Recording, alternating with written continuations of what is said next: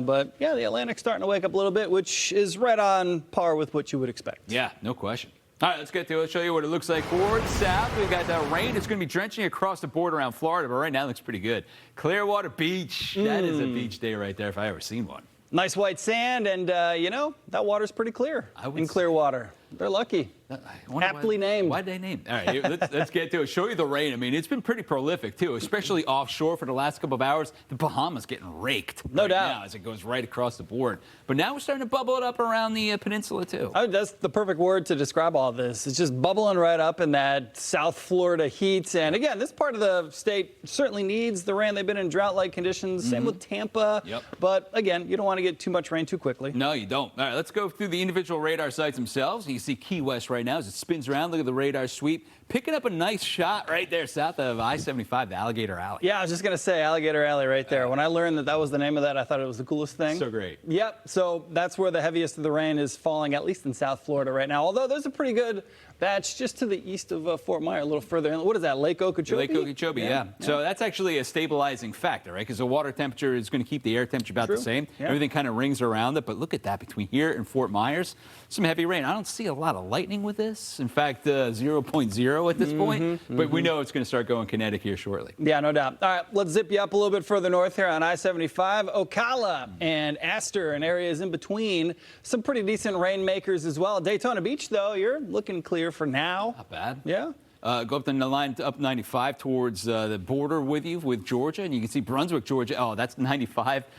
It sucks driving on this road to begin with, right? No matter where you're at. It's just terrible. And you add a Friday afternoon and you add just a tremendous amount of rain in one spot. Yeah. It's going to just slow you right down. Yeah, no matter if you're in, what, New York, Jersey, Massachusetts. Yeah. 95 is a tough stretch. Look, it goes all the way up to Savannah, too. So now you're acting with a little bit of a sea breeze coming in. And it looks like it hugs around towards Charleston as well.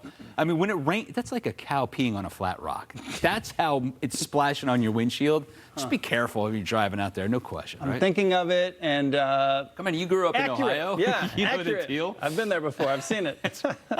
There you go. Look at this. You got that trough also hanging out there across the upper levels of the atmosphere, mid to upper for Florida. That's when it's going to be the nexus for more storms later today, tomorrow. Yeah, it's going to move into the Gulf, and it's not going to become anything tropical, likely, but it is going to aid in a lot of shower and thunderstorm development. And this front has been a permanent fixture.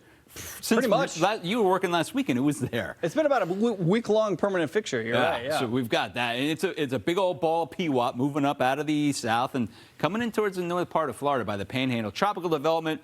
The Hurricane Center doesn't even have anything at this point. Right. I mean, you know, there's a chance for development, but the National Hurricane Center not necessarily going to bet the house on anything developing. Having said that, you know, there's going to be, like you said, a lot of just precipitable water in the atmosphere. This is later on this evening. Yeah, 6 o'clock. We're going to keep it going. Right, at 6 o'clock, it rolls out. Sun goes down, it loses most of its focus, most of its energy, right? Daytime heating's gone. But then it cooks up the atmosphere. We'll do it again tomorrow afternoon. There you are, same spots. Heads up, Tampa. Again, drought conditions in the city of Tampa, so it's a good thing, but hopefully there isn't any flooding. This is then Saturday evening at about 11. We're going to keep some of that rain around, and that's a pretty healthy dose of rain. That's a stout shot of rain, right? The Big Bend area. Yeah. So what about Tampa itself? You're right. They need the rain for sure. So we'll zoom into this area right here. I mean, not that Miami doesn't. I mean, you got it right there, exceptional droughting almost. Look at Tampa. You've got this rain bubbling up for 6 o'clock. I mean, it's all around that region. So,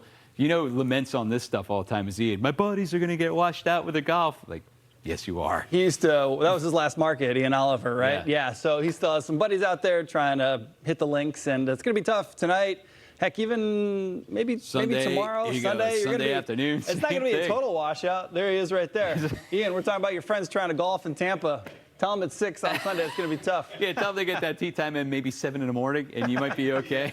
I have a feeling his friends don't wake up that early. I'm just saying.